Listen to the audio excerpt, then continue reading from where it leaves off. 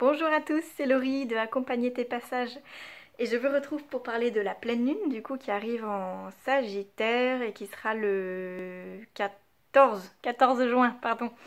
Donc dans quelques jours là ça arrive. Alors je vais revenir à mon petit schéma basique. Une nouvelle lune, pourquoi on parle des pleines lunes et des nouvelles lunes? Puisque c'est des moments de grosse euh, puissance énergétique on va dire.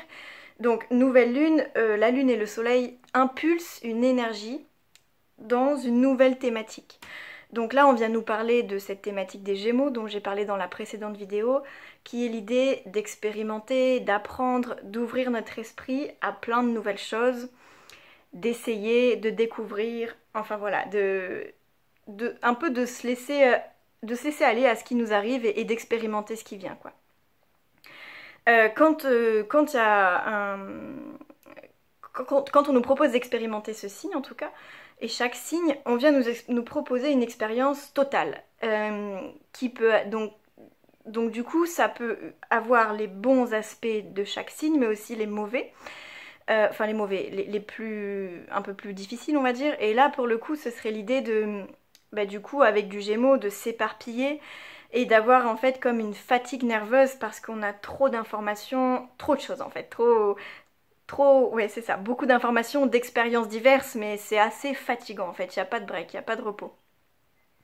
Donc on est dans cette énergie assez intense, et puis la pleine lune arrive, comme le soleil continue son chemin en Gémeaux, la lune continue son chemin à travers le zodiaque et comme elle va plus rapidement que le soleil, elles se retrouvent en face et ils viennent tirer chacun dans une direction.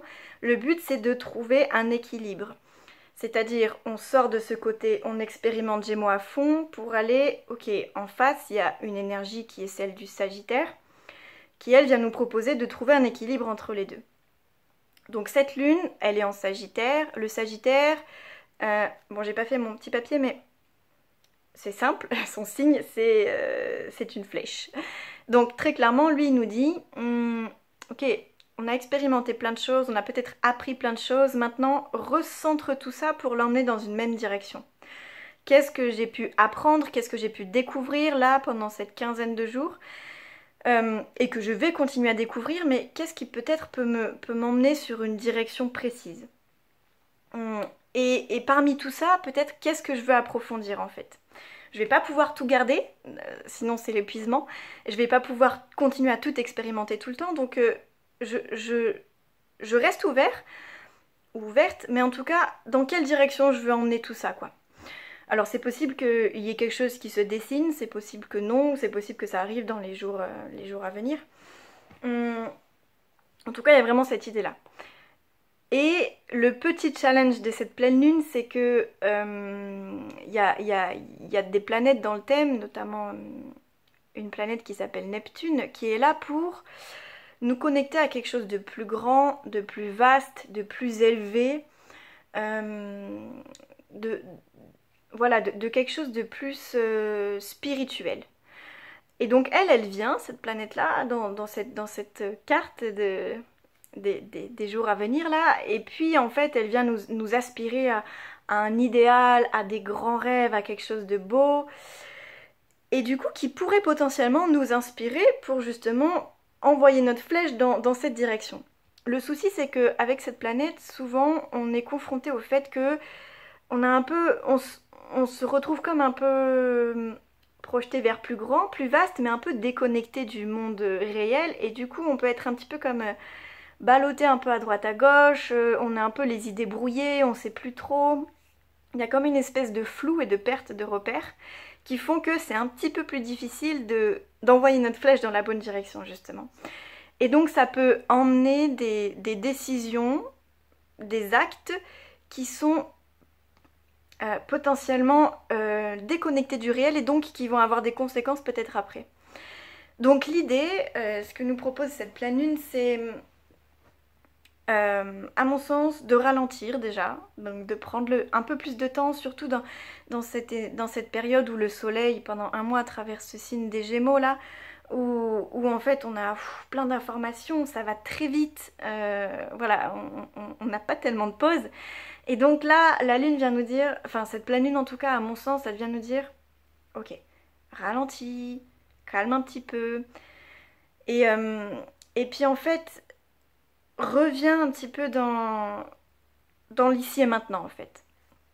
Là, maintenant, tout de suite, reviens sentir ton corps, tout ce qui va être de l'ordre des sens. Donc, développe tes sens, développe la présence à ici et maintenant. Tout ce qui va te permettre, en fait, d'être ancré et de ne pas partir dans des pensées qui peuvent te nourrir, mais qui peuvent aussi te perdre totalement. Donc, il y a vraiment l'idée de rester centré pour cette pleine lune. Et de cette manière, si on arrive à être suffisamment centré, parce que là, pour le coup, ça peut nous demander un effort, d'être centré, ancré en présence, on va pouvoir aller dans, enfin voilà, en tout cas orienter notre énergie dans la bonne direction. À mon sens, il y a une direction particulière qui nous est proposée pour cette pleine lune, c'est la question du vivant. Et par là, j'entends en fait, on vient nous proposer cette idée, à voir si ça vous parle, mais en tout cas moi je le comprends comme ça. D'avoir de nouvelles consciences, de nouvelles valeurs, en tout cas de changer certaines consciences qu'on a par rapport à tout ce qui vit. Par rapport, est-ce qu'il y a des nouvelles valeurs, en tout cas des choses que je dois changer pour être plus conscient de comment je prends soin du vivant, comment je prends soin des gens que j'aime, comment je prends soin de mon corps, comment je prends soin de la terre. Alors je sais que ça c'est des choses que je redis, mais c'est vraiment la thématique de 2022 et là on vient nous remettre un petit coup de pouce là-dessus. Donc en tout cas il y a vraiment cette question de prendre conscience de la valeur de ce patrimoine terrien qu'on a là. Et voilà, là on vient vraiment nous dire, ok, conscientise ça et prends-en soin en fait. Euh, et puis quelque chose qui peut être aussi associé là pour cette pleine lune, ce serait potentiellement des changements peut-être qui peuvent arriver soit dans un couple, soit des rencontres amoureuses un peu inattendues. Voilà, donc ça peut être aussi une des thématiques. Donc si je résume, c'est une pleine lune qui vient nous proposer de trouver du sens et donner une direction à tout ce qu'on a pu apprendre là ces 15 derniers jours. On peut être challengé par le fait d'être un peu dans une brume intérieure, une déconnexion qui va nous emmener dans quelque chose de plus vaste mais qui peut aussi nous perdre sur notre chemin. Et donc du coup on est fortement incité à être dans la présence, être dans le ici et maintenant, être pragmatique, à ralentir aussi, je crois que je l'ai déjà dit. Donc en fait tout ce qui va être de l'ordre de voilà, la méditation, la relaxation, se balader dans la nature et en fait déconnecter un petit peu avec ces idées qui sont à 1000 à l'heure et qui peuvent nous emmener très loin. Et aussi du coup se recentrer sur les petites choses du quotidien. Et avec tout ça, on peut potentiellement se poser les bonnes questions pour changer des choses dans notre rapport à la terre, au vivant et comment on peut en prendre soin. Voilà ce que j'avais à vous dire pour cette pleine lune. Je crois que j'ai parlé relativement vite dans cette énergie très Gémeaux. Mais j'espère qu'elle sera belle pour vous et puis je vous retrouve dans à peu près 15 jours pour parler de la prochaine nouvelle lune.